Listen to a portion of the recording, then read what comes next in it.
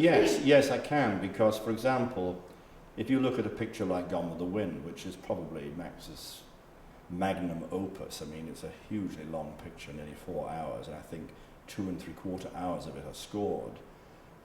His approach to that film would not have been the same, I think, in 1933, in that in 1939 there are themes for every individual character in the picture, plus certain situations like the Civil War and the big barbecue at 12 Oaks, and the whole thing is sort of compartmentalized in a Korngoldian structure. I mean, the harmonies and the melodies are Steiner's own, but it's the approach that I think directly takes influence from Korngold. And also, I mean, he did a number of adventure films where you can feel the influence of how the music is cut to the picture. I mean, one of the things that Max did that Korngold didn't was he really liked to use the Mickey Mouse technique, which is where a particular action or something happens on the screen and it's caught musically. A very good example of this is in Jezebel, a film which Bette Davis won her second Academy Award for in 1938, and in fact which Max's score was nominated for Best Score. It lost to Korngold's Robin Hood. And there's a scene halfway through the picture.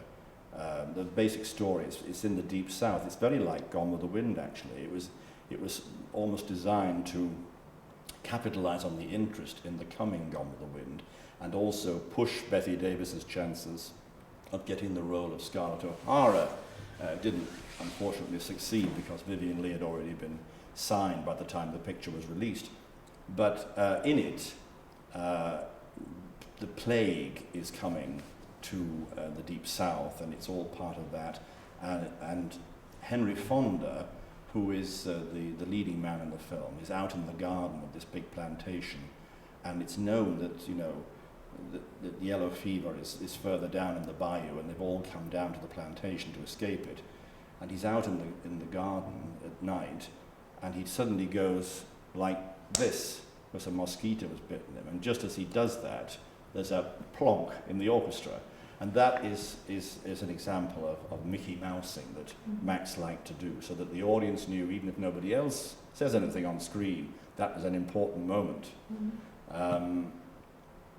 So he was unlike Korngold, in that Korngold never used things like that. He never used a click track, which is like a repeated metronomic beat in the headphones. He didn't use punches on the screen to indicate where the music started and where the music stopped, because he just used his own innate sense of timing. Steiner needed these aids to be able to score the pictures direct to the screen. He was a very fine conductor, and it's not surprising when you think of the thousands of performances in the theatre he must have conducted over time. I think this experience in musical comedy and in operetta must have stood him in very good stead for conducting music to a motion picture and knowing where to fit music under dialogue. Because as you know, in musicals and in operetta, there's many spoken passages which sometimes have musical scoring. So I think, I mean, all the musicians I met who played for both Korngold and Steiner said how much they enjoyed playing under Max because he was such a great technician. He was also a very elegant man, He loved to dress smartly, and I think he must have been terribly charming. Well, I think it could not possibly have not left an impact on him to grow up with a family that counted Brahms and Johann Strauss amongst their best friends, and whose mother ran 3 of Vienna's most popular restaurants, for example, whose father was so well connected in all aspects of Viennese musical life and was extremely highly respected. I'm absolutely sure that his urbanity and being a man of the world, being able to succeed even in the punishingly competitive environment that was Hollywood in the 30s, Max was extremely respected. not only by the studio chiefs and the studio moguls that he worked for, but also by the actors, the great stars, who he supported musically over 20 years. I mean, one looks at an actor like Errol Flynn, his films were either scored by Steiner or Korngold, and it has to be said that the music provided by both composers was an enormous contribution to those films. It often made films that were not so good, very good indeed.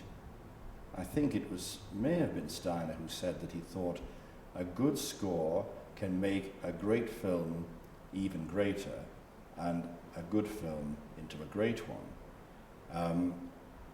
One thing that film music can't do is turn a bad film into a good one, as Korngold found on a couple of occasions with some of his pictures.